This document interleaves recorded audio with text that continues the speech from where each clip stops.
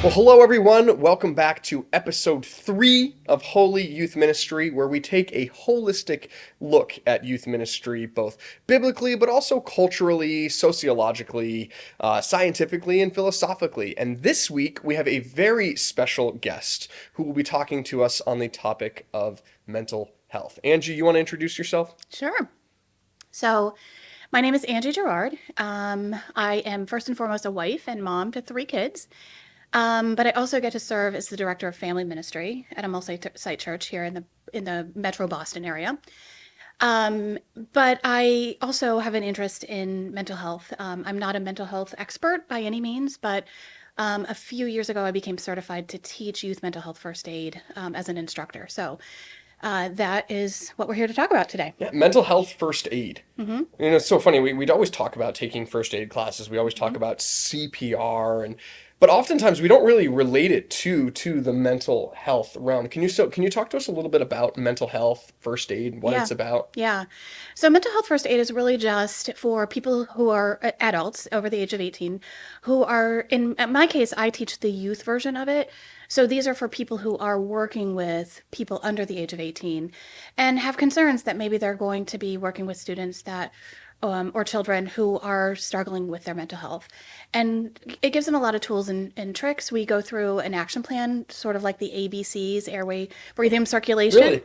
Yeah, we Cool. have an action plan called Algae, which we'll talk a little. I'm sure Yeah. we'll talk Oh yeah. touch on a little bit today. But so it is a very practical class for those who are interested or who are working with young people who may be struggling with their mental health. And as we know, that's a big struggle of Yeah. And today's is it? youth. And then, so we have. I mean, obviously, we probably have. It's for probably coaches, teachers, pastors, but also for probably for parents and caregivers as well. Yes. I would say that parents is probably my biggest portion of people Yeah. who are interested in it. Yeah. Unfortunately, parents are also the ones that often tell me that by the time they've taken the class, Yeah. they wish they'd taken it a lot earlier. Sure. So that's what I would encourage all parents is that you should take the class before you think you need it. As a preventative, Yeah. well, I mean, again, not maybe not necessarily even as a preventative measure, but as something just knowing, especially with the increasing mental health struggles amongst adolescents, Yeah. that this is something that is definitely going to affect my child in one way or another. Especially because we know early intervention is such Yeah. a key determiner of getting help or how quickly you recover. So that's what this class is meant to do. It's to catch some of these, mental health challenges before they become, big problems. So, can you give us a 30,000 foot view of what mental health first aid gives to people? Yeah, so like I said, we talk about the signs and symptoms of mental health versus the signs and symptoms of adolescence. I joke in the class that You mean that my 12-year-old who suddenly is raging against me right, and hormonal might right, not be struggling with mental right. health? Yeah, my joke in the class. There's not a lot of jokes you can do in mental health first aid, but one of them Yeah. is adolescence in and of itself is not a mental illness. There would be plenty of parents who would disagree, Right, though. right. As I trust me, I have 3 kids. 2 of them are through adolescence. One is still there, so I Yeah. get it. But so we talk about signs and symptoms. The Algae Action Plan is we are assessing for risk of suicide or harm Yeah. always. Um, L is we practice good listening and how we talk about how do we ask questions? How do we listen well to our kids and students so that we are really picking up on what the struggle is? G stands for give reassurance and information. And then encourage self-help and other support strategies and Yeah. encourage professional help. Not everyone will need professional help that wrestles with mental health challenges, but these are tools in our tool belt that we can use as mental health first aiders once people take the class. So, but if you don't mind, what I'd like to talk about is sort of how I became interested in Please. mental health first aid because so I grew up in the church. I grew up in the Midwest, and what I now know is that one of my parents actually struggled with an undiagnosed mental illness. Hmm. And as a young person, that was very confusing and hard, and it was a challenge in my youth that I had no barometer for. Nobody was helping me Hmm. through this. Nobody was giving me language around it. But eventually I went to my youth pastor and my youth director at the time and just shared kind of what was happening in my home. And because that's not what they saw on the outside, they didn't believe me. Hmm. They just thought I was going Wow. through teen angst. And so, that really started my journey down wanting to wanting to the process of figuring out how to believe kids in Yeah. this, and to know that there are some experiences that they're going through that are very real to them, and that we might not always see it if we're not using some of these algae action plan to pick up on what's going on. And then, down the road, I started to get into student ministry, and a lot of my kids were struggling with mental health challenges, sometimes their parents. And even, our third came to us through adoption. And, for those of your listeners who are adoptive parents will know adoption often involves trauma, and trauma is one of the biggest risk factors for developing mental illness. So we've had our own journey in parenting. A couple of my kids have struggled. So coming to Youth Mental Health First Aid, I have a volunteer that was also a counselor, and she mentioned Youth Mental Health First Aid, and I said, there's a class for this? Like, nobody told me there was like a place I could go to get help and information and not be a counselor or be a psychologist. And so I started looking around to take the class myself, there was no classes that were within an hour drive of my house and my work. And so I realized I think this is God calling me into this space to equip people, because I wanted all my volunteers now Oh, sure. to take it. And so generously, the church that I work for sent me to Hartford, Connecticut to become trained as a trainer. And so now I've had the blessing of training over 120 people Oh, that's amazing. in Youth Mental Health First Aid in the last 5 years. So this all happened, of course, in 2019 is when I took my training in October. A good, almost, I feel like there's good timing in that. Yeah, I mean, I look back and think, oh my goodness, learning that one of the biggest risk factors, of course, is trauma. And then here, Yeah. 5 months later, we experience a global trauma, Yeah. which we all, deal with in different ways. And some of It us, actually, yeah, well, and as you're talking, the global trauma of that elicited a lot of elicited a lot of my childhood trauma. You talk about parent who struggled with undiagnosed mental health. I did as well. And so when my anxiety and depression was diagnosed in, I think, June of 2020, I got to go back and realize just how much my mother's mental health struggles had an effect on me. So it's just really interesting you share your origins and my fascination with mental health coming about almost pretty much exactly the same reason why you are so fascinated with mental health and its effect. and we're so fortunate. I recognize that, my mom who struggled with mental health, I mean, we didn't talk about those things back in those days. And, mental health first aid wasn't even really developed until 2000. Its origins are in Australia, and youth mental health first aid didn't come to the United States until 2012. Oh, wow. So we're talking 20 years post when I'm having that conversation with my youth pastors that we're actually finally, giving people a platform to talk about these things. So, I'm grateful that we're moving in the right direction, but it's certainly been a process. It's been a long process for. Well, and we'll get to it, I think, in a bit, but it's good to see kind of the destigmatization of having the conversations surrounding mental health, particularly in the church, which always seems to be just a little slow on the uptake. Yeah, sure. I mean, again, I remember even to myself fighting mental health for so long, but not wanting to go to a therapist because, well, and I'd have to admit that I have a problem, right? The audacity of having to admit humility in the church that we don't have it together. Right. But two, feeling to myself, well, I'm praying, I love Jesus, but yet I'm still being crushed. Right. And now I've come to this point where I very openly say it's okay to have Jesus and a therapist. Yeah. Yeah. I think that's been sort of a misfire on the part of the church, is that we've made mental health challenges a spiritual problem.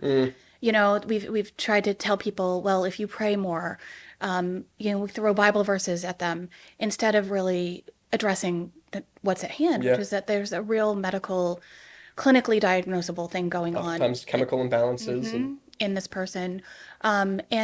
And so, as the church, we've gotten better at it, but we still have a long way to go to not sort of, spiritualize a real medical issue. You wouldn't take somebody with diabetes and say, well, you should just pray that for that, and not to say that God doesn't provide healing, fix their blood sugar right? levels. Not at all.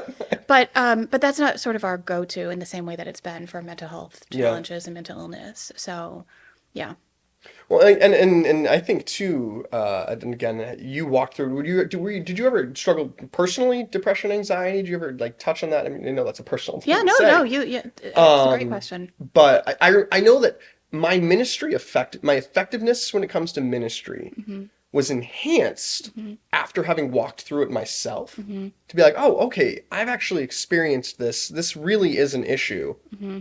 And that also kind of brought about to my desire to come alongside of those and encourage those and equip Yeah. those to help those struggling with mental health. Yeah. Yeah, so my personal journey, I'm very fortunate that I haven't had a significant experience with mental health or mental illness. I did have postpartum depression after Yeah. the birth of my first child, which I didn't really recognize at the time, even though I had kind of grown up in this environment Yeah. where mental illness was prevalent.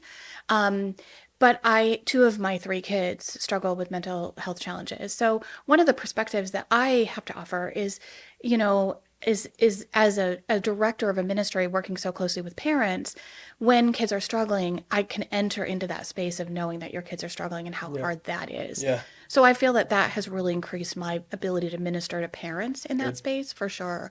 And I am grateful in hindsight that I did have that experience of the postpartum, depression, because it did give me a framework for what people were actually experiencing Yeah. when they talk about depression or anxiety or those sort of That's not things. something you're making up or you're pulling. Like I Right. can see how and why you're Yeah. experiencing, And which is I'll really I'll go on record saying that I think everyone should be getting counseling, no. regardless of any diagnosable. I remember telling somebody once, yeah, my wife Kelsey and I are going to marriage counseling. They go, Oh, what's wrong? you're in counseling for your marriage? And to which I responded, oh, your marriage is perfect? Yeah, right, You right. know? Yeah. So I think that, we should be using these tools that God gave us to, always be working on our Yeah, mental health, good, bad, or indifferent. So, yeah, that's so that my experience is really, especially on the parental side, good. watching a kid And, struggle. and and so I wanted to ask you a little bit, kind of going more specific. You and I both work with teenagers. Mhm. In what ways do we as adults often get it wrong when it comes to teenagers and their mental health? Yeah. We address this a lot in the mental health first aid class, especially when it comes to listening. We're so quick to solve problems. Hmm. We're so quick. Some of us want to dismiss it because if we don't talk about it, then we don't have to try to Yeah, resolve it. sure. So I think, getting better at listening, asking people about their experiences and not, trying to have to solve and fix that right away. But the flip side is true. Just because a kid is having a bad day doesn't mean that they have a mental illness. So just really being that stable force in their life, in a time of tumultuous change, a time Hmm. of great instability. And of course, the more significant, when you take into account all the different, factors in their home life or their school life. Do they Hmm. struggle in school? Do they struggle with relationships? Just being that constant stable for them. We talk about reassurance is hope with facts. Hmm. So, That's really cool. yeah, not promising things that you can't deliver. But you can say you won't always feel this way. Like, because that's true, right? You're not always going to feel that way. Um, and just really providing that hope, which is what I believe we as the church are meant to do for people, Yeah. right? We are hope bringers. Oh yeah. And that's a lot of the work that I really encourage in people. I teach this mental health first aid course. It's not a religious based course at all. But when I teach it to, religious organizations, churches, that sort of thing, I often will talk about my faith and Yeah. how this intersects and Hmm. how we really, this is what we're called to in Oh yeah. scripture. Jesus talks about loving him with our heart, soul, and mind and strength, and loving others as ourselves. Well, to me, that's like this in one package, right? Hmm.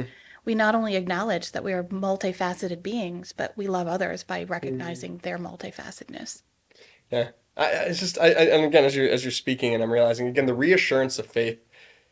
Right, yeah, to be just that constant, like you mentioned, that constant presence Mhm. because when you're sitting in that darkness, when you're sitting in that mental um brokenness, and it just feels like, I mean, again, there were days where I couldn't get out of bed, and Mhm. I can't even begin to imagine with my brain's developed Right. with the developing brains of adolescents who then are experiencing that overwhelming pressure and the lack even of coping mechanisms that you and I have Yeah. developed over time. The for them to be like, this is it. It will Mm-hmm. always be this way. So that reassurance, hope with facts. Mm-hmm. I love that, Angie. That's really, really cool. Yeah, sometimes, at that very end of our mental health first aid, I learned this little acronym of HOPE, HOPE, hold on, pain ends. Hmm. And just that reminder that, it's really about persevering through the pain. It's not about wishing it away. It's about believing that if you do the work, that you will come to a place in a space where you will be healthy again. Yeah. And like you mentioned, now you have a new platform for how you minister to people, how you relate to people. It may inform your passions. A lot of students, Hmm. I just see them going on to do really incredible things in the world of well-being and mental health. Psychology even too. Yeah, Yep. yeah, because this is how God informs our passions. Yeah. Sometimes it's our struggles that really push Hmm. us to do something, good with what we've come out on the other side Yeah. with. I have one student actually at Cedarville right now, Mm-hmm. studying to be a counselor because Mm-hmm. of their struggles Yeah, with mental health. And yeah, it's cool. yeah. So what do teenagers need to hear from us? You'd mentioned reassurance. Is there Mm-hmm. anything else that we can offer them in the deepest, darkest pain? Is there what else can we be doing as adults? Yeah. Well, I can honestly, whether it's, I make very little, if any, money, and sometimes I lose money teaching youth mental health first aid. It's sort of a passion project for me. So I recommend this not because I have any benefit, but people should take mental health first aid Oh, or use we mental will health first be aid. there will be a link in this Because video you get for you. a lot of things. That action plan that we go through gives you a lot of really practical tips on, what to say, what not to say, and but so one of the things that's really important, I think, for your listeners to know is we talk about risk factors. I mentioned trauma is the highest risk Hmm. factor when it comes to, it's almost always a part of people's Yeah. mental health challenges. But there's something called protective factors too. Hmm. And protective factors are those things that sort of guard against a trauma or difficult things in life becoming mental health challenges or mental illness. And the strongest one is a trusted adult, which we provide in our student ministry. So your presence as an adult with a young person is the best thing that you Yeah. could provide. And just to be present with them and ask them questions, Just care about. show up. Yeah, but we also know that faith and spirituality are also protective Oh yeah. factors.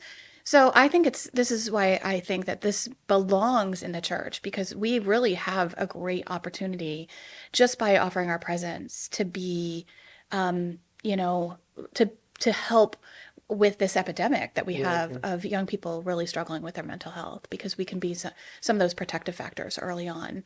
Um, but I think, certainly, if you go back to sort of my story or your story, years ago, people just didn't believe, they just didn't talk about it. And, this is true with so many things, but sometimes talking about it in and of itself, talking honestly about it is, it diminishes its ability to have an impact, Oh yeah. right?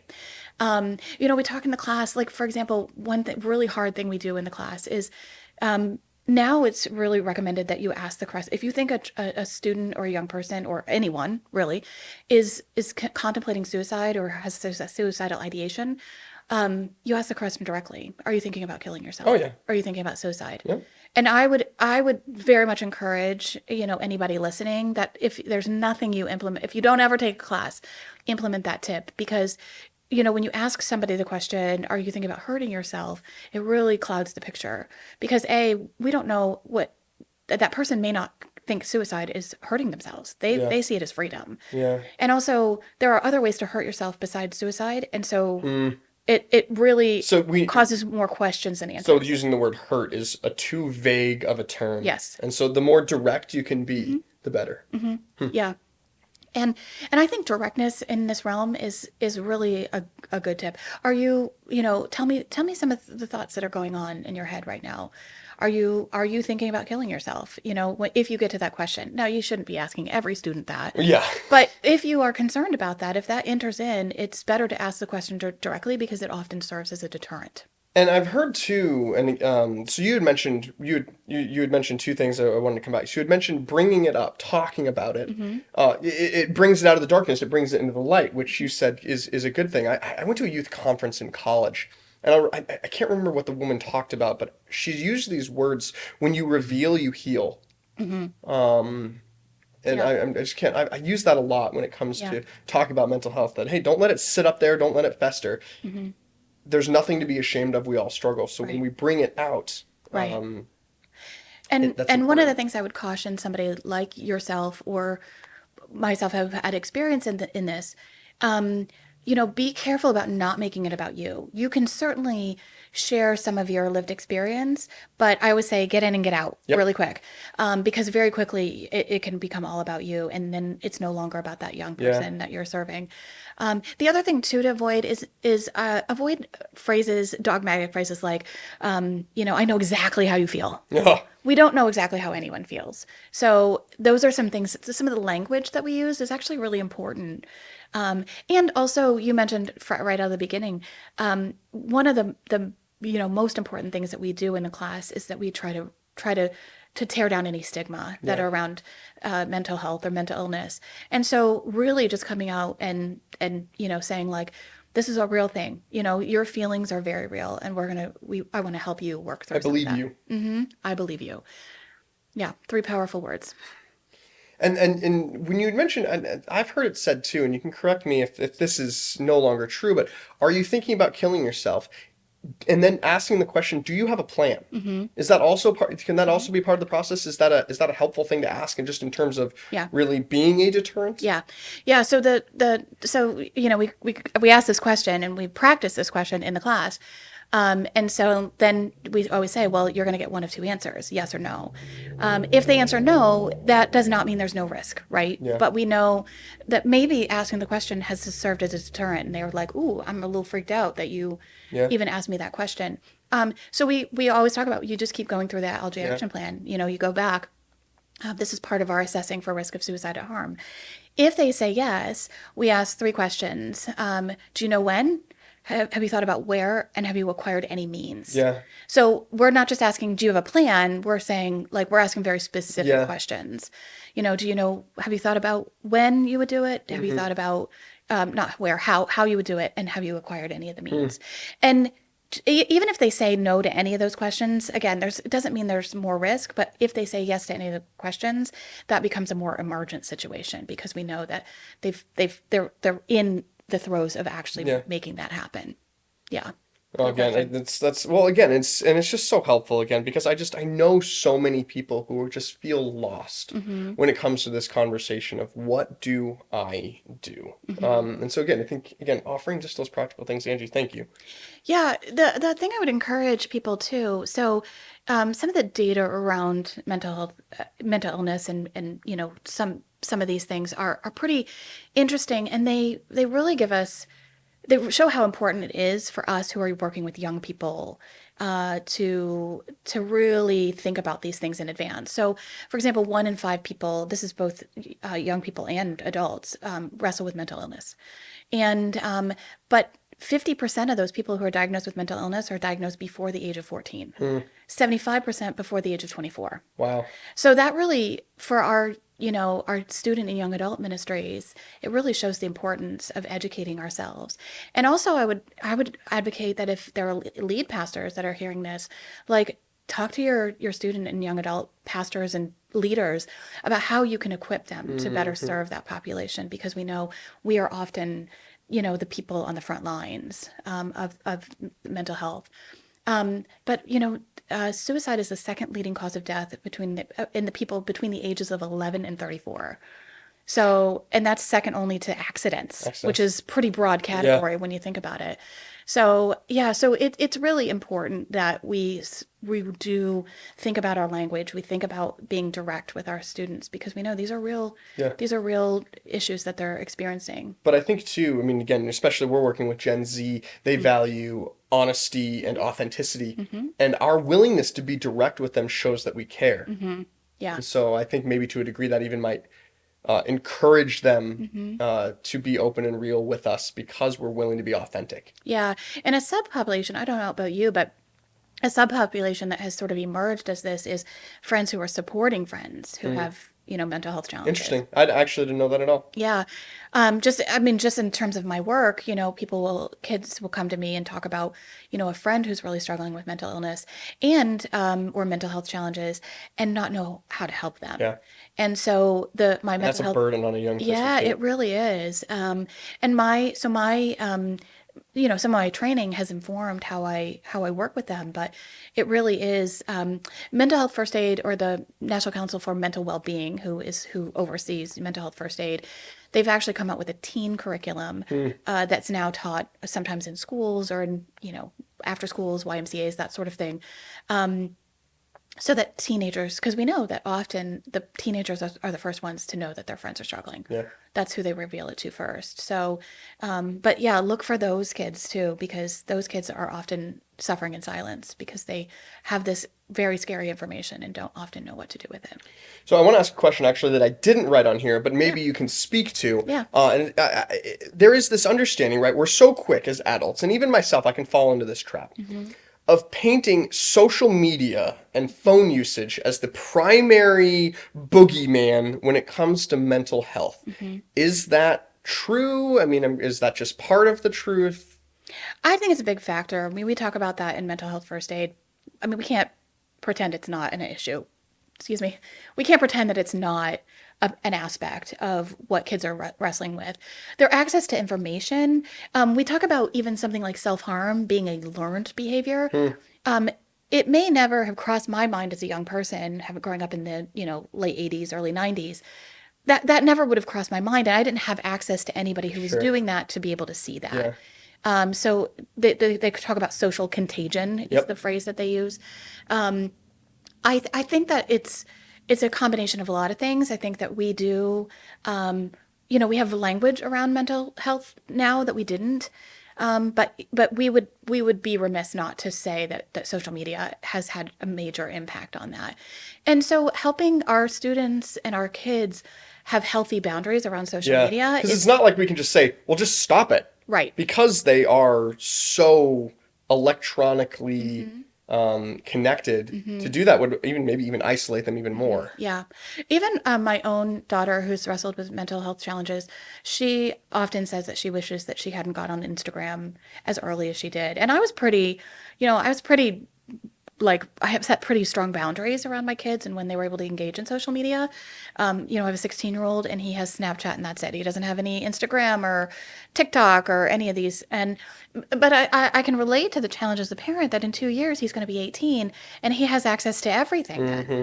So there is a way that we need to be, you know, uh, like rolling it out the carpet a little bit so that we are encouraging them in how to use these things in a Yeah. healthy way. Not to mention that they all are issued like a laptop now for school. Ugh. So they have access. I mean, their lives are very much online. Hmm. And I think we were talking about it in terms of gaming too. I think the more that we villainize social media and just like give it like a. Teenagers are like, well, now I'm going to social media even harder. And we have, I was saying to you, we have no voice in that. Yeah. If we can say like, hey, yeah, gosh, I struggle with doom scrolling. Yeah. I get on. I call doom scrolling Uh-huh. what Job's friends spoke to him Yeah. after. Yes. Just nonsense. Yes. Yes. That's a good one. But we all face this battle, and so just entering into the conversation with them, as opposed to just villainizing social media. Yeah. So that's where I would say yes, and yes, social media is a huge component of all of this, but definitely it's something that we want to be walking out with our students, Yeah. not just shutting out. Yeah, that's good. No, it's just again, 'cause I feel like it's so easy for us to be like, well, just stop doing that and everything will be fine. But even as I'm learning with my wife and my 5-year-old daughter, that when kids are acting out when they're hurting, oftentimes they're longing for connection. Hmm. Hmm. And so when you talk about, I loved what you had to say too about adults be present. Hmm. I always say the greatest gift that we can give is presence over presence. Hmm. Um, Yeah. and with the kids at the end of the day really don't want gifts. They don't want things. They want us. Mm-hmm. And I think, this may always have been true with young people. Obviously, I work with Gen Z, but be authentic. They can smell it out. Oh yeah. If you're not if you're not being Hmm. who you are, they know. It's important to. I had a youth pastor who I love and adore. We went to a youth event with him like last month, and he says to me after the event, he goes, "Josh, my leaders think that you're a lot." I was like, "That's just my authentic self." Yeah. No. Yeah. Because yeah, like when you work with teenagers, their BS meter is so way up Yeah. here. For Yeah, sure. you're absolutely right. Yeah, absolutely. So, So I want to switch a little bit to, we talked about the church and we've talked about destigmatizations and stereotypes. Traditionally, the church has been slow on the uptake when it comes to the mental health epidemic, but we're seeing more and more leaning into mental health training. What do you think changed? yeah, I think that people like you and me who had experiences, somewhat traumatic experiences with mental health as young people, nobody really paid attention to it. Nobody talked about it with us. Nobody believed us. Now we're leading the church. Yeah. And, for better or worse, we're bringing our own experiences to the table and we're saying, like, hey, we don't quite know how to get where we want to go, but we also don't want to stay where we are. Yeah. And so I think it's really just been a changeover of times. And let's be honest, our world has changed Oh significantly in gosh, this. yeah. When I was growing up, my mom, didn't we didn't know about her mental illness because nobody talked about mental illness. It wasn't just a church thing; it was a whole world thing. We just didn't know as much about it. So I think that the church has taken some good steps toward opening up these conversations and being willing to have conversations about this. And I've been very pleased about the number of church organizations or parachurch organizations that want to offer mental health first aid especially to those that are serving young people. Yeah. We've seen it with our own eyes, Praise right? God. Yeah, and we're just beginning to ask God, how do we reconcile this, and how do we have people who want to love and follow you their whole lives with every aspect of them, and we want to walk this out differently with our students and our own kids than what we had in Yeah. the past. So I really do believe it's just a new generation of people who want to talk about these things because we've had some experiences that we really want to not repeat. Yeah. Yeah, And we're making new mistakes. And even you and I talking before we got on the podcast of like, when churches have been hesitant to talk about mental health, and you say, "Have you read the Psalms?" Oh yeah, yeah, You know?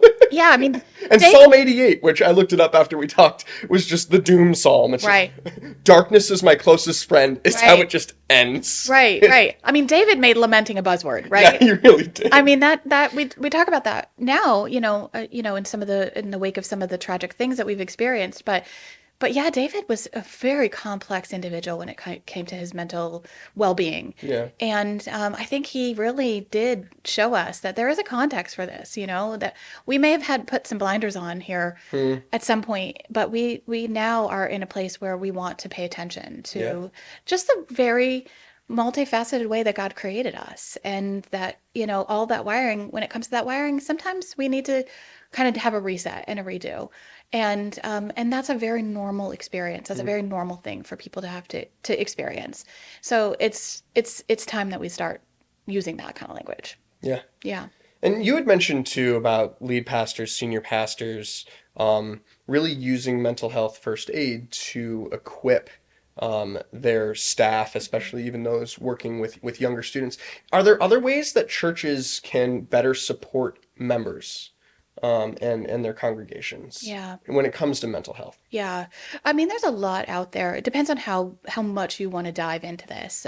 I know on our church we have, a care ministry. So our care ministry is intersecting with people in all walks of Is life. that the only ministry that cares for people? It's the only ministry that cares about Yeah, that's what I people. thought. But some of the directors and coordinators of that ministry are often putting things in front of me, new resources around mental health and church. So it really, somebody in your organization, hire people that care, that are passionate about Yeah. the mental health of your people. If you have the blessing to hire people. And if not, when you have parishioners or people who come, congregates that come, and they want to talk about mental health, learn from them, ask them questions, ask them if they would, want to make an initiative to get a mental health first aid class on the calendar. Whether it's, bringing somebody in or going to somebody. I'm going to give the website of where people would go to find these courses. So just, continuing to sort of engage the passions in that way. We use Orange curriculum for our not our student curriculum anymore, but our kids curriculum, and they have some new resources around mental Cool. health and anxiety. Nice. There's some good stuff that's coming out now about these, about these challenges that our young people are facing. So just taking that seriously and making sure that becomes a part of the conversation when you're talking about just the health and well-being of your churchgoers Yeah. in general. And we have some licensed therapists who attend our church. One of them just put together a list of all of the Yes. Christian counselors in our area who are currently accepting clients, and we've actually already seen fruit from that. Yeah, the other thing too, when you said list, I thought this is where you were going. Have a list. So there's a new phone number in this, I believe it's 988. 988. Yeah, it's the suicide helpline. And it's a crisis helpline, I should say. So that is for anybody who's going through any kind of crisis, so mental health crisis. And it's not like 911 where you call it and then you'll have like the authorities show up at your house. Yeah. I get asked that question a lot. Like, if I call that, am I going to have like people coming? By the way, I still have never called 911, and I'm still scared. You've never called 911? Never called 911. Wow. Boy, you haven't lived yet. Yeah. I thankfully haven't had to call 911 a lot, but I have. When my kid's head got stuck in the elliptical, which is a story for another day. Wow. Yeah. But the other, have the number of, suicide hotline, available to the people that serve young people. Yeah. Make sure that you have the resources available. There's one of the resources I give in the mental health first aid class is the local resources. So ask your counselors about local resources. There are places that if you're concerned about a young person and need a psychological evaluation, or it's just somebody checking in who knows a little bit more than we do, you don't have to go to an emergency room anymore. There's other organizations that will even come to you and do that. So it's a little less traumatic on our young people. So having those kinds of resources available to the people who are working with young people are invaluable. And counselors, there is a mental health crisis in terms of, it is very hard for people to find counseling. And counseling and therapists and psychologists, when we talk about professionals that are available to people, there's even things like psychiatric nurse practitioners that can prescribe medication. Oh, that's cool. So just learning about the providers in your area and helping, walk a family through that challenging phase from knowing that they need help and actually getting that help, the appropriate help, which is a lot harder in some ways. Well, and so that's actually, again, my last question for you today is I want to speak specifically to pastors, parents, caregivers. At what point does our ability run out and we need to seek professional help for those under our care? Mm-hmm. Yeah. So this is a really challenging question, especially for pastors, let's say, who do have some sort of counseling background. Yeah. And my guess is if you have a counseling background, you've probably already thought about this question a little bit and answered that. I would say, excuse me, I just burped. like a little, right, at the danger of doing this right after lunch. But there's a few things that you want to consider. One is it's better to ask for help, professional help. And when I say professional help, it could be like, hey, we need to talk to your parent. Yeah. I get questions like, when do we go to a young person's parent? And, some of it's a gut thing. I always tell people that my answer when young people ask me, like, I don't want you to tell my parent. I don't want you, can you keep this confidential? I always say, I can keep things confidential until I'm concerned about your well-being. If I become concerned about your well-being, all bets are off. I think the thing I've said is, if your life is in danger, if someone else's life is in danger, and then I say the third one, unless there's a threat to national security, that usually gets a good laugh out of people. Yeah. Yeah. So I think that we have to be careful not to promise our young people that we Yeah, will I go for everything help. you say here stays between me. I don't say that. Yeah. I can't say that Yeah. anymore. Yeah, I think that we have to be careful about we can offer confidentiality for the things that are appropriate to be Yeah, confidential about, but I think that we have to be careful not to promise that we'll keep every single thing confidential because if we do become concerned yeah, about their life, if something's life-threatening, that all bets are off. Those yeah. that definitely requires reaching out for help. But even with a parent, of course, if you're, I think on some level it has to be a gut thing. Yeah. Everybody's going to have a different threshold of what they're comfortable with. Mm-hmm. I think I would rather ask for help sooner Yeah, and not, that's my default. yeah, and not get into a position where I think, oh, I should have asked for help before Yeah, we got to this point. So err on the side of caution yeah. if you're going to err on a side. And when I've worked with families who have young people, I always say if you are in a situation where you can't leave a room because you're concerned that Mm-hmm. there's going to be action taken, Yeah, that is not on you. Nobody wants to live with the consequences of having that person take that action just because you had to step out to use the bathroom or whatever yeah, whatever the situation is. So if you go and if you have a young person evaluated, let's say at the hospital for a mental health challenge, there will be somebody that stays there with you the whole time, because that's a burden. That's a huge burden to carry alone. So I think I sort of took a page from that book and realized if I'm ever in a situation like that, I should definitely be reaching out for yeah, help. So know your limitations. This is not about you. So if you are feeling like you're in over your head, this is a time to be asking for help. If you're a volunteer, then I would go to your whoever directs your ministry, your student pastor, whatever you call them, director of family ministry. And then if there's a life-threatening thing, 911, that's what it's there yeah, for. I would say if you call 911, this is one of the tips I give in the class, always let them know that you're experiencing a mental health crisis and ask if they have somebody, a specialist, yeah. to come onto the scene. A lot of places do now have a social worker on their police departments or their fire departments or somewhere that gets dispatched in these scenarios. So if you know it's a known mental health crisis, then you should let them know that Yeah. when you make that call, so they can send the appropriate authorities. Because not everybody's trained in mental health. Mm-hmm. Even some of our uniformed officers and things, they don't necessarily know when they Mm-hmm. get there. They don't necessarily have any better tools than we have. So yeah, you want to get the right people there, the right help You involved. know, I always err on the side of caution, Hmm. and God doing what He does best of humbling me and kind Hmm. of tearing away my pride. I think when I first got started, I was like, I just want to help everyone, Right. but now, 12, gosh, is it 11, 12 years now in the ministry? Hmm. You're Um, just a baby. I still just a baby. I feel like I'm just getting started, but Good. I'm sure your um, boss would be happy to hear that yeah, too. very happy. Um, I can't. I won't go down that way. But I just said like I have more energy, I think, than my teenagers. But Yeah. that's neither here nor True. there. True.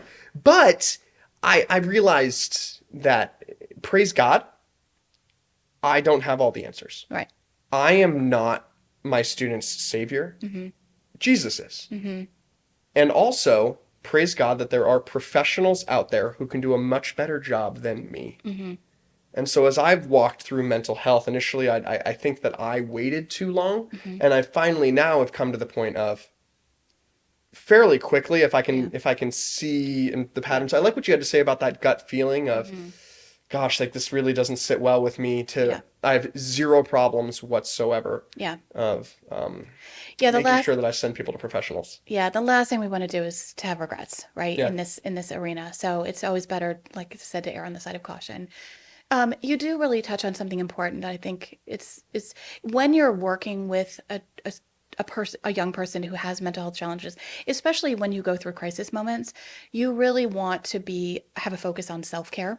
oh yeah, Um, Really, we want to be practicing self-care all the time, right? hmm, We don't want to wait till we experience a crisis to be practicing self-care. However, you might need to invest a little bit more in that if you have been working intensely hmm, with a young person oh that's yeah, had complex mental health hmm, challenges. So I just want to make sure listeners hear that if you're in a place in a space where you've been at it for a little while, make sure you take a step back and It's you okay to feel exhausted and because just gasp, it's exhausting.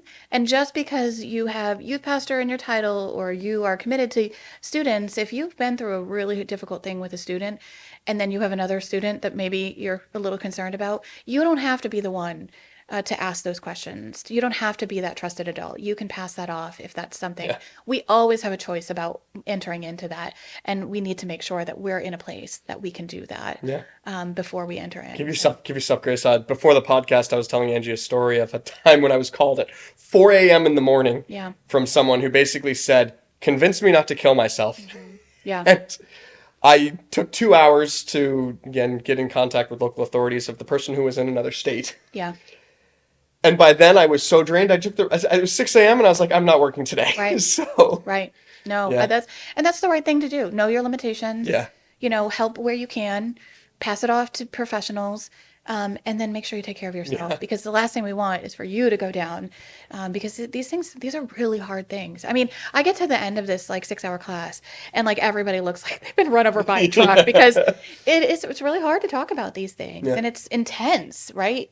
These intense topics. And so, just transpose that to actual real life. I mean, we're not even dealing in most cases with something real life. Although, like I said, there are a lot of parents who are Yeah. in the thick of it. So that adds to the complexity of it. But yeah, so you just really have to make sure that keep an eye on yourself. And if you manage people who are walking through things with young people, help reflect that. Always give space and grace for self-care.